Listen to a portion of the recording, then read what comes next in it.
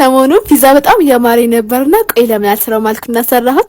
ይሄን መሰለ የሚጣፍጥ ቺዚ ሆኖ ወጥቶልኛል። አሰራሩን በጣም ቀላል ነው፣ አሳያችኋለሁ። እኔ ፒዛ ላይ ምንም ነገር አልወድም ከቱና ውጪ፣ ቱና ስለሌለኝም አልተጠቀምኩም። እናንተ የፈለጋችሁት ነገር ከላይ ማድረግ ትችላላችሁ። መጀመሪያ አንድ ኩባያ ለብ ያለ ውሃ፣ አንድ ሾርባ ማንኪያ እርሾ፣ አንድ ሾርባ ማንኪያ ደግሞ ስኳር፣ ትንሽዬ ጨው አድርጋችሁ ታዳርሱታላችሁ ስኳሩ እስኪሟሟላችሁ ድረስ። ከዛ ዱቄት ነው የምትጨምሩት። ዱቄት እያያችሁ ነው። እኔ 4 ኩባያ ነው የተጠቀምኩት።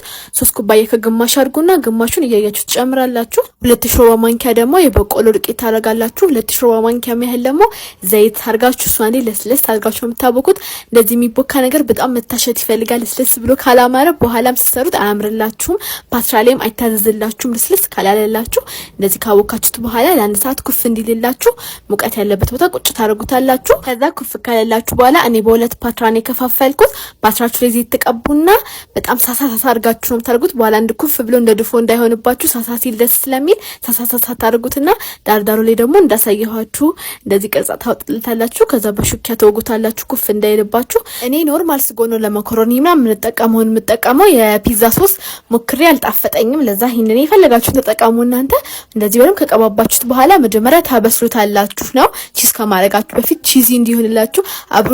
አሁን ቺዝ ካደረጋችሁት አብሮ ብስል ይልባችኋል።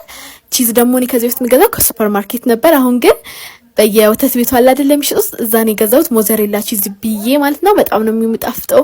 ሞክሩ ሱፐር ማርኬት መግዛት ካልቻላችሁ።